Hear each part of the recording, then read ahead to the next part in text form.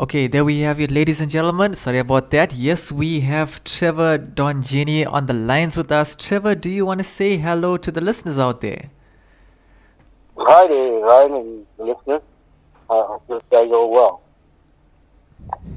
Awesome. Glad to have you with us on the lines today, Trevor. And so, guys, I'm going to give you a quick bio about the legendary bassist known as Trevor Donjeany, who was born and educated in Durban, South Africa.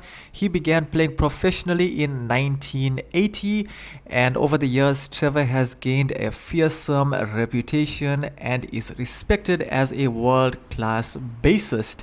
He is in great demand as a player and has played on international platforms with the likes of Darius Brubeck. He's also played with Richie Cole, Della Reese, Oleta Adams, and various other artists out there, not including the legendary Johnny Clegg. So, Trevor, once again, it's awesome to have you with us on the lines as well. Good pleasure, right? Awesome.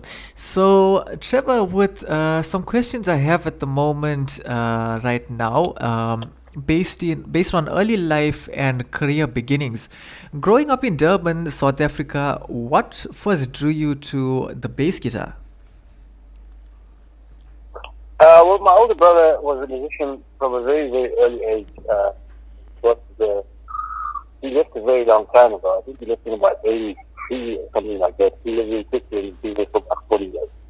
But he used to be some of the most popular bands in and around Durban. And then he was also the musical director for the Richard John Smith show, which had Lionel Peterson, John Smith, Ronnie Joyce, and Jonathan Butler.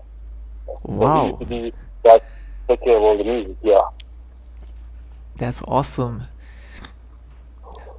And so I had a keen interest in music from a very early age. I mean, I studied a bit while I was in high school. I used to study at the Tony Academy in town, in Durban. And then an opportunity came up to play professionally in the city today. I couldn't find a bass player. My brother was a guitar player in the band because he'd moved there about 2 or 3 years before that. So, it was a great opportunity. I was really, really lucky to have gotten that, and I was really, really pleased as well. But yeah, That's really great stuff, Trevor. And so you began playing professionally in 1980. Can you tell us about some of your early experiences as a bassist? well, prior to that, I used to be with the band, and they have the same band now. It's just a younger generation of guys from the East Voice. But I used to play with their dad and mum in a dance band in about 78, 79. That Wow. was before I left to start playing professionally. So that was kind of this is the beginning starting. Getting it done, and then I got the opportunity to go to the city in Missouri, to the Holiday Inn circuit. They used to have the circuit in the old days before Sun International, the Holiday Inn, and so they'd have bands in all the Holiday Inns in most places, and I was lucky enough to get that gig, which was great. It was a great learning opportunity because I got to play all kinds of music. Because in a 5-star dining, stayed in a restaurant, but it had cabaret, so the cabaret would come out every Tuesday. They stop the cabaret. They come out Uh-huh. from from the States, from Europe, from wherever, and they do Lesotho, Botswana, and Swaziland, because those are the outside casino territory. There are no casinos in South Africa at the time. Wow. That's really Mm-hmm. great stuff, Trevor. And also, how did your playing style develop over the years, and who were some of your musical influences? Well, I really listened to a lot of stuff, all the Motown stuff.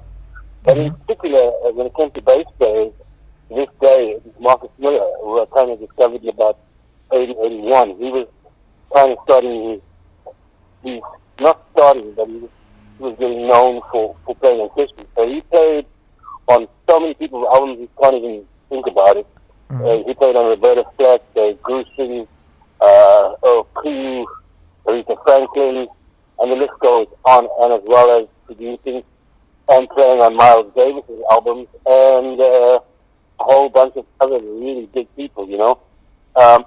He was basically the guy that I kind of listen to the most because I just love the way that he played, but not just the way that he played or the skills that he had. You know, he was a really fine musician, he was a producer, he was a writer, he was an arranger, still is, and he played, he did Global Washington. So, you know, it's about being able to play behind instrumentalists and also with vocalists. And he was really great in the studio. And still has, I mean, if you read up about him, he has an awesome reputation. And he's just one of those, I mean, there are a lot of great players out there, but he basically covers every genre you can think about. And he just has an incredible sound and incredible feel. Very rare, but yeah, one of those people, you know. True, that's great stuff, Trevor. And then also based on collaborations and accolades. So you've performed with an incredible list of artists like Darius Brubeck, Oleta Adams, and Johnny Clegg, to name a few. How did these collaborations shape your career? Well, you know, uh, being to work with people is a great honor, and sometimes it's a really great experience. And for me, I've mostly had really great experiences with really wonderful people. True. You know, the music business is something in its own, and sometimes you can be really disappointed by something that you meet that you admired at some point in time. But for me, I was fortunate enough to always be in really good situations with big people. And I think you have to be sensitive to what's going on. You need to try and understand what the concept is for that performance or that goal, and then be able to deliver that cleverly.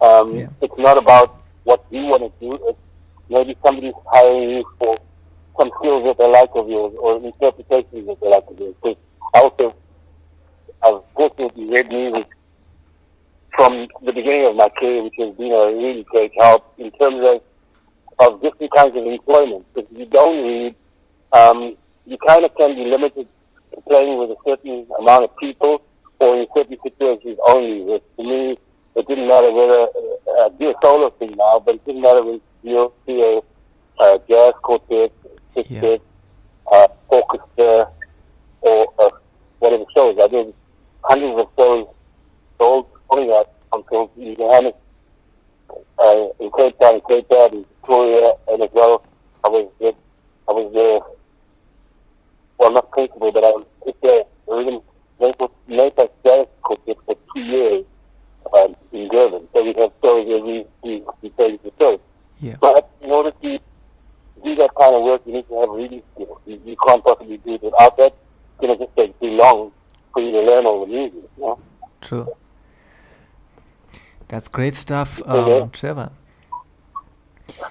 yeah, And easy. so, what are some of the most memorable moments from your extensive touring experience across the globe?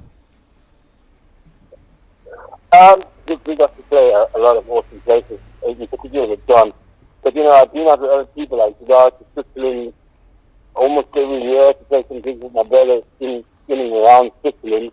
But I guess some of the most memorable with John because of the nature of the gig and the response to what he did, particularly in Europe. I mean, John is bigger than most people would ever imagine. You know, he was like a real icon in France, you know.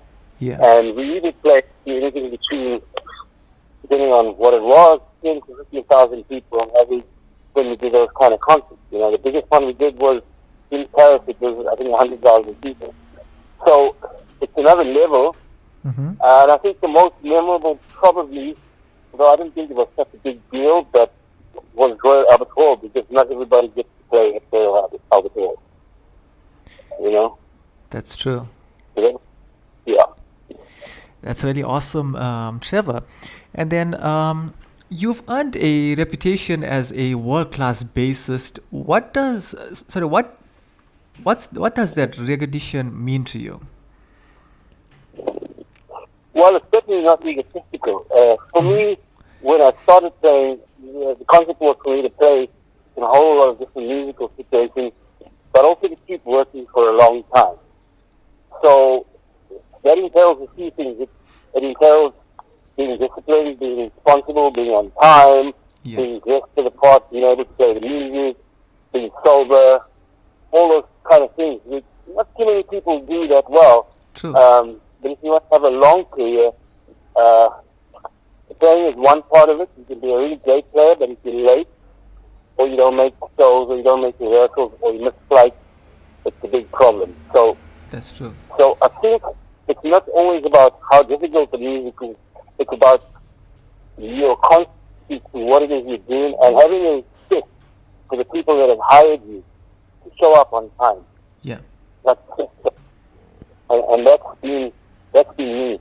If I have missed or been late for 5,044 years, it's a lot. That's really awesome, Trevor. And then, based on studio work and genre exploration, you've played on numerous studio recordings and television programs. How does your approach to playing differ between live performances and studio sessions? Well, when you're in a session, it's like being under a microscope. Because Yes. everything can be soloed individually. So it's a cleaner way to play and to execute things. Mm-hmm. Playing live is a little dirtier, perhaps, if you want to use that word. And you Mm-hmm. can get away with some things that people won't hear ordinarily because of everything that's going on. But when you sing in a session, there's understanding what the song's about Mm-hmm. and understanding that after you've left, there might be some a string section or horn section, perk, or other stuff that's going to go on top. So it's about basically getting a great groove, and they're going to do with it whatever they want. You don't always know the final outcome or the final process that's going to happen. So it's about just laying out a really good team process that they can work with. Mm-hmm.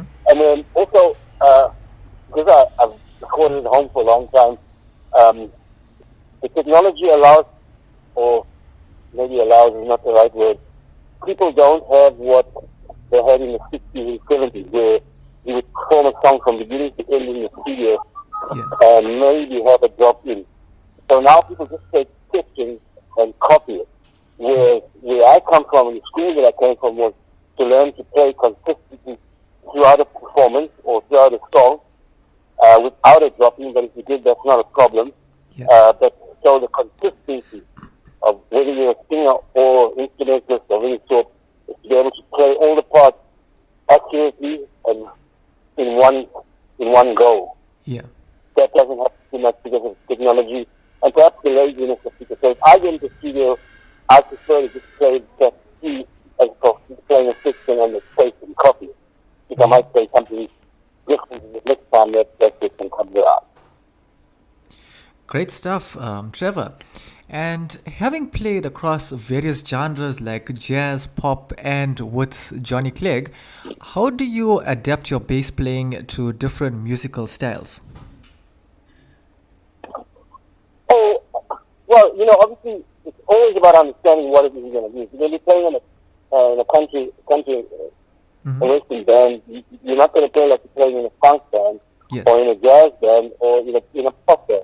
Yeah. So you really have to be sensitive to that, and maybe some people are not, but just understand what's going on and what's required. And sometimes all you need to do is play less notes.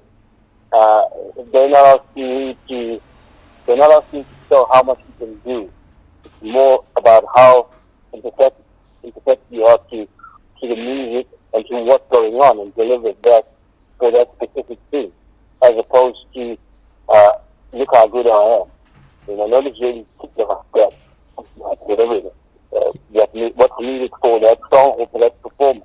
Mm-hmm. With John, when I got to be with John, I'd grown up in the South, so I got to the North Coast quite a lot to a place called Malville, which is near Canada, and so the really dancing and stuff was something that subconsciously was in my mind, and the sound of it, and the dancing and stick fighting and all that.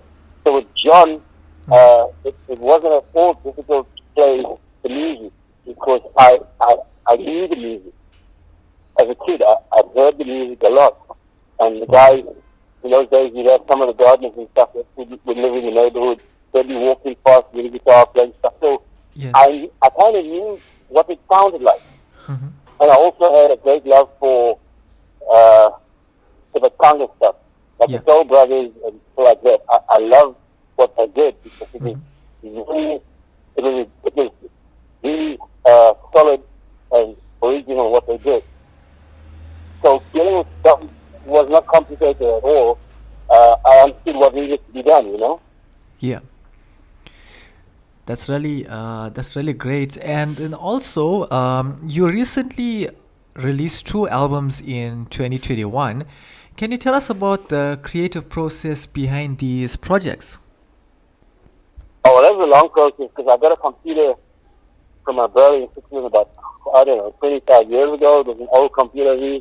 And the first day that I got the computer, I Mm-hmm. wrote the first song, which is maybe one of the songs I think called Baby Teeth. That's the first song Yeah. that I wrote the first night. So I didn't sleep the first night I got the computer. Uh, so a lot of the stuff I wrote up to 15 or 20 years ago. Wow. And then I had changed computers about 3 times. I changed systems, remixed stuff, and done a whole bunch of stuff to different things.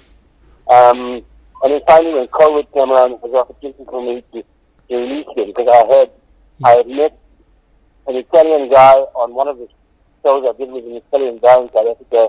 They booked me every time they came out. So his name is Vito De Salvo, and he's a great musician, but a uh, he's also a publisher. So Yeah. my publishing is over him in the US, you know. Yeah. So, Trevor, looking back and forth, despite battling intestinal lung disease, you continue to share your passion for music. So, what keeps you motivated and driven as a musician? Well, you know, when I was about 18 years old, I had already known that this is what I wanted to do, and then life offered an opportunity, Yeah. you know, at the very right time, and but it's not because lazy. I didn't want to do anything else, and I believed at the time that there were, whilst I didn't know exactly where they were, Mm-hmm. I knew that it was possible to do. It was possible to be a professional musician and to make a living of doing that and that alone, Yeah. which is not particularly easy. But on a scale of 1 to 10, I probably was an 8 in terms of being employed and always working. So you don't work every day or every week. Yeah. It is only when you're on the circuit you used to work 6 nights a week. Now I might work once a week or twice a week or once every second week. Things have changed a lot because um, the venues are not what they used to be. It's different. There might be a lot more musicians now willing to work for less, whatever it might be. Yes. But this is what I wanted to do, and I never let anything sway my thinking. You know, Yeah.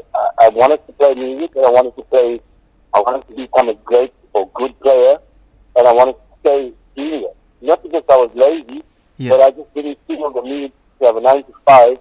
Although at school and at that time, people did certainly didn't look at music as a career or something that you could make a living of. Yeah. And That's true. they had no concept in it, you know. Yeah. But it is possible. There are millions of people that do just that. Marcus Miller being one of them, or George Duke, or Dave Grushman. These guys only play music. Yeah. And so the difference for me in living in Durban is that slower things don't get done at the pace that I'm used to. Mm-hmm. Whereas in Johannesburg, all the people that I surrounded myself with were only played music from the orchestra guy to the ribbon section guy. Yeah. Everybody was involved in it full time. They didn't do it as a part-time thing. Yeah. So that's what I come from. I come from being in an environment where these are professional musicians, and this is what they do. They take it seriously. They're on time. They do everything that needs to be done concerning music. Yeah. And also, looking back on your incredible career spanning over 4 decades, what are you most proud of achieving as a bassist and musician?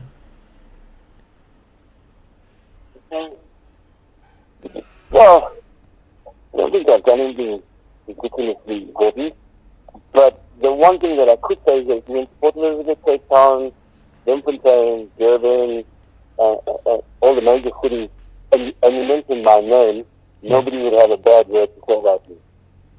true. Nobody would have a bad word to say about me when it comes to, because you have to have integrity also. So there are a bunch of little things that people really don't notice of. For instance, I've never ever double booked myself, ever. Yeah, I've also not ever let anybody down. yeah, So if I can't make it the second gig and there isn't a time gap enough for me to get from one place to the next, then I won't take the next one. But there are people yeah, that do that, and they think it's okay to do that. But I've seen many people in Johannesburg that did that for a yeah, long time, and eventually nobody books them. So it's about having integrity. If you say yes, it must mean yes. And mm-hmm. there are times you might need to get out of a gig because something else has come up that's important. If you've got to fly overseas to do a 10-day stint as opposed to one gig, it's totally understandable. But Yeah, how you go about it, there's a whole way to go about it with the people you're working with. And then going as far as getting a gig for the gig and making sure they get the music or whatever it is they need to help them replace you. But also often people just drop people and off they go. And they do that repeatedly, but eventually it will catch up with you. true.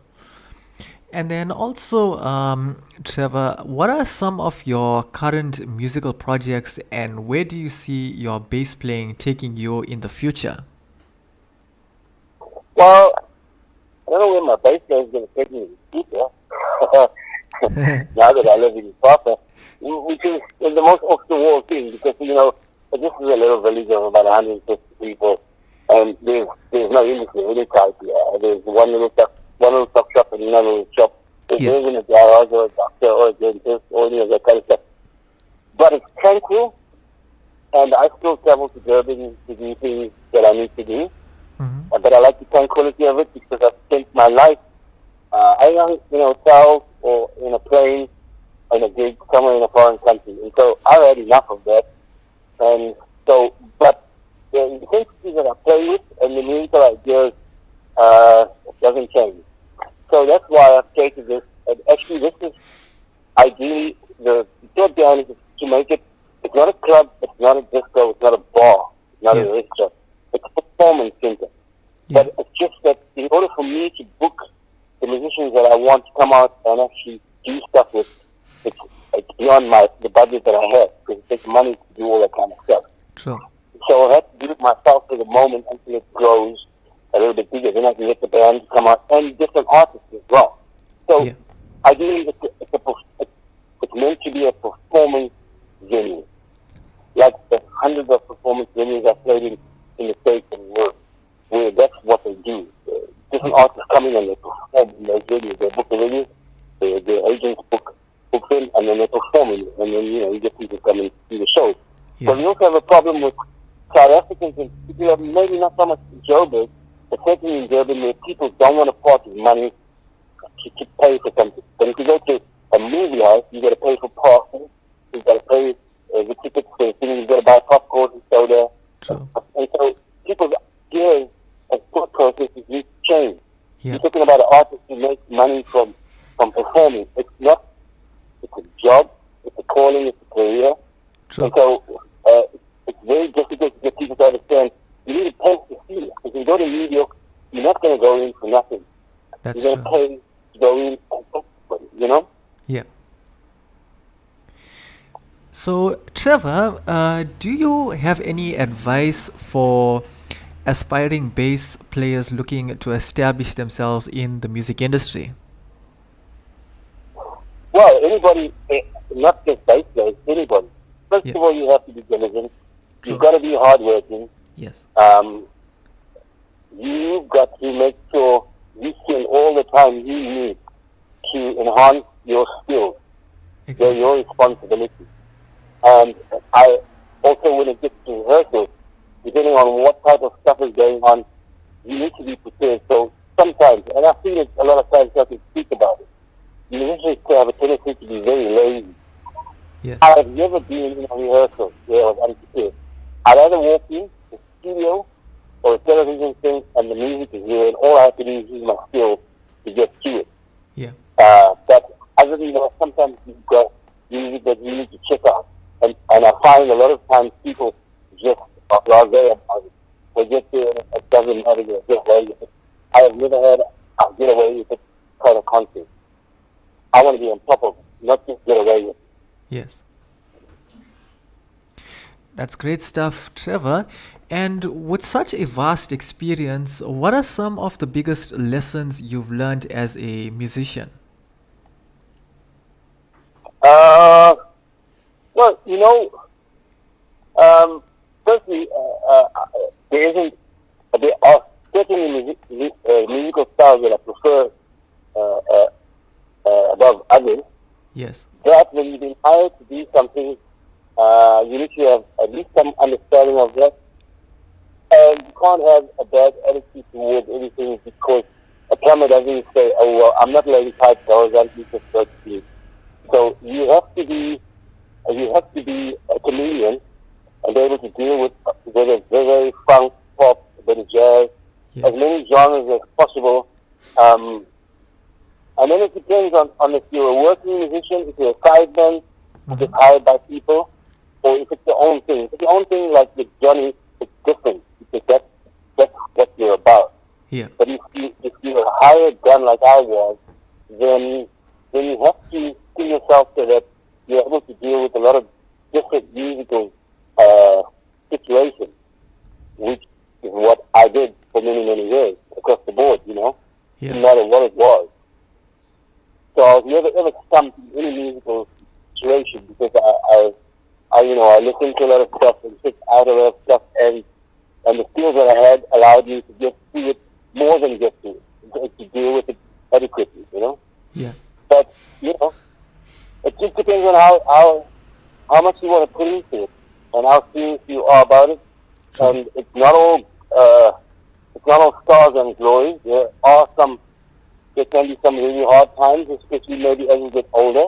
That's true. But in my case, I really can't complain because I think I've had a really thrilling and a lot of great opportunities. Yeah. I don't think I was particularly lucky. I think I was really hard working. I was Uh-huh. diligent. I was responsible. I was on time. I was all the things that people who associate themselves with me wanted. So that was a problem for me to play like for 2 years and never be late. Yeah. Those kind of places, like performances and all picture rehearsals. 10 o'clock is 10 o'clock. It's not 5 o'clock, 10, 3 o'clock, 10.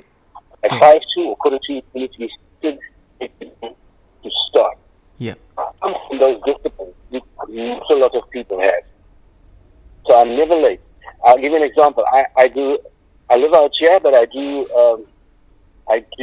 Beachwood on Sundays Mm-hmm. for quite a while now. I'm Yeah. there at 11:15 like a Swiss train. I set up at 2:45, I put on background music, and I start at 12 o'clock. I've never been late, and I probably will never be late unless I have an accident or something goes wrong with my car.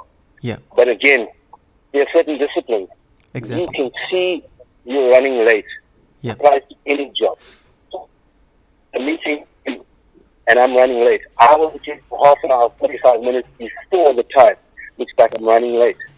Not 5 minutes past the time you told to me. That's total disrespect. That's true. So So all the little things that some people don't want to listen to and don't think it's important. You get a time when you work a lot. yeah. But eventually people will get tired of the tricks that you play because some of the stuff that happens in the music industry is stuff that will be allowed in the normal corporate world. Yeah. You can't either late to every day or when you feel like it. It doesn't happen. That's So I true. don't know why people think you can do it in this business. Yeah, true. And then some of them use that as an advantage, and yeah. No, So no. I've seen a ton of kids play at the highest level. Mm-hmm. I mean, it just take my own experience. But if we were performing, if our performances started on this week Sunday, it was night, Sunday, and Friday, Uh-huh. whatever our first performance was. Yeah. Obviously, nothing is by chance. There's a whole schedule that's worked out, driving, the distance, the calculated time to get there, get the sound check, the whole. So we Yes. leave the night before, not 3 days before, and we performed that night. We went to the States, we had one night off to try and catch up with the jet lag, which was impossible anyway, and Yeah. then start the tour. So I'm used to it. We fly to Cape Town in the morning, Mm-hmm. get there, sound check, go back to the hotel if it wasn't too far away, perform, and the next morning get up and fly back home. We never left 2 days before, or 3 days You. before, because there was no time to wait, Yeah. you know? So S- yeah, that's what it is. At that level, if you want to stay working outside of your skill and how distant you are, Yeah. there's a whole bunch of things that have not much to do with the business. It's about the courtesy, etc., that you need to extend to other people. You're being hired by them and you're being paid by them. So Yeah. you need to fulfill your part of the deal and not make any excuses. And I think it's a stupid example. I used to work with a guy called People Grooming. Mm-hmm. He's a drummer. He was a drummer in Johannesburg. And every time I ever worked with people, he was always ready for me. On time, but before me. And one day he was late. When I said to the band leader, there's a problem because people is never late. True. So that's his culture. And then you get another person. You work with somebody 10 times and they're late 3 times. They're a problem. That's true. They're definitely a problem. You have to allocate the time and how you're going to get to where you need to go to. It's Yeah. not somebody else's problem. It's up to you. Without any excuses, unless it's something you really can't get happen the next day. But other than that, you need to be like a straight. 2 minutes before, Yeah. I'm on the station, and the door's open, and they give you 1 minute to get in and they go on. That's it. Yeah. That's great So, stuff. yeah. No, no, you can continue. So again, Hello? I'm listening. No, no, I was saying you can continue speaking. You were saying something as well. I can't remember what it's going to be right now. But yeah, it's just about, so I don't like the expression, I'm playing. Because playing sounds like a lot of fun, and it is fun. But generally, I'm working. When I'm on stage, I'm working. Yeah. We're not playing, we're working. And many people have a great success for musicians, either based on the fact that they know very little about it, or the musicians allow people to have that perception about it. It's not a game and it's not a joke. It's very serious business and we're performing there. So you find that the audiences in Europe, for instance, have a lot more respect for artists than in many other parts of the world. They have a great appreciation. If you look at the Montreux Jazz Festival, if you look at the stuff that happens in parts of Switzerland in July, you have a lot of festivals and stuff. It's Yeah. big business, but they get artists from different parts of the world, but particularly the States that come out and do stuff. They have blues and funk and rock and whatever else it is. Mm-hmm. But, it's based on the appreciation and respect that they actually have for musicians. That's really And awesome, Trevor. yeah. Okay, so based on live Sunday sessions, what motivated you to start the live Sunday session at your home in Ifafa Beach? Well, we moved here in kind of late. It was about the 31st of January. I think it was a week or two after that. And my wife said, let's just do it here. So Yeah. we're very fortunate because if you ever come out here, the house lends itself to so many things, Mm-hmm. We have to create things. We used to do it outside, but of course it's winter now, so we've converted the garage. And we still use the outside section, but obviously there's the cost of hiring the tent all the time, which is quite expensive. I don't do that all the time. Yeah. And of course, once the summer comes in or the warmer weather, it's fine to have the outdoor section, Mm-hmm. But it was just to create something because nothing happens in the village. There's nowhere to go. There's nowhere to go and drink a coffee. There's one little bottle store up the hill and a truck stop and another little stop. There's no entertainment of any sort, but it wasn't, off the bat, we realized that it wasn't about every person in the village coming to it. Yeah. The idea was some people, there's about 4 people that like what it is. And then the idea was to get people from Amplumi, from Amzinto, from Scottsboro, from Zibadi in the surrounding areas. And then particularly because of what I play is not designed to be sort of the road type stuff or coup de star. It's not designed for that. I play a lot of older stuff, so my target audience is probably between 40 and 70, 75. Yeah. So I play things from Aretha Franklin, from a whole lot of old school stuff, from some TV stuff, from different funk stuff, different jazz tunes. Yeah. And it's like Mona Lisa, for instance. I do Mona Lisa and a few Nat King Cole.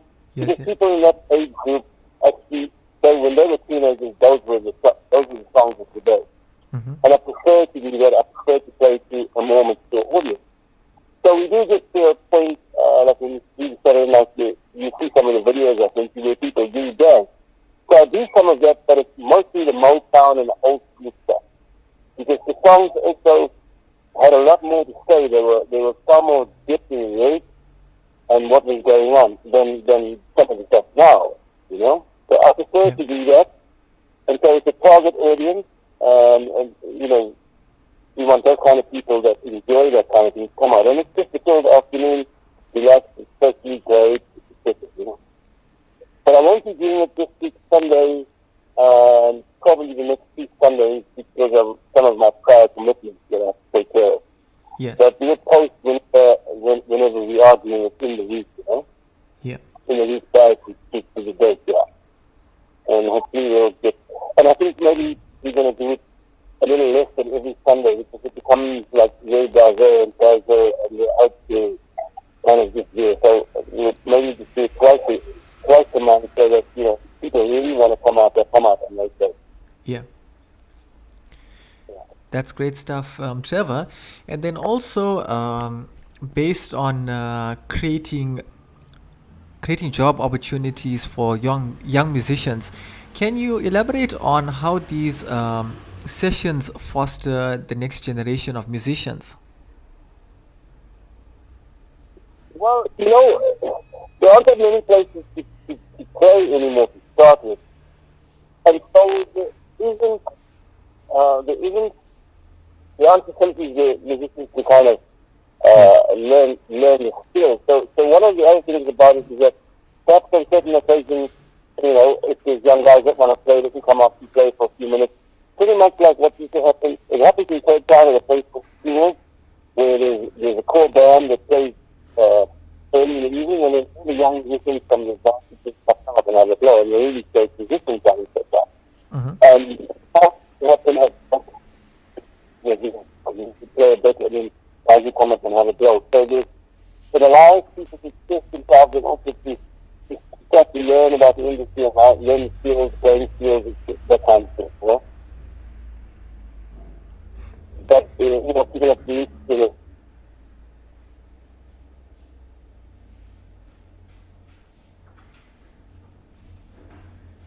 Hi, Trevor.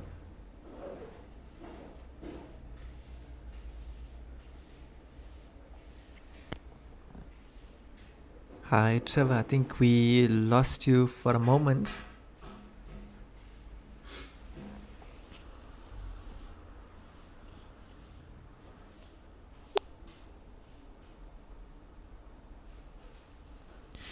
Okay, guys, it seems that we have just lost Trevor for a moment right there. Probably it's the network or some kind of thing, and we just wrapped up with the questions. But however, it was awesome having Trevor with us on the lines. And so, guys, we will be also adding our stuff onto YouTube and Spotify. So stay tuned if you have missed out any part of the previous part of the session of that sort. But nevertheless, that was our live session with Trevor Donjeany. And still, we... The radio station you can't live without. This is your radio. This is South Coast Radio.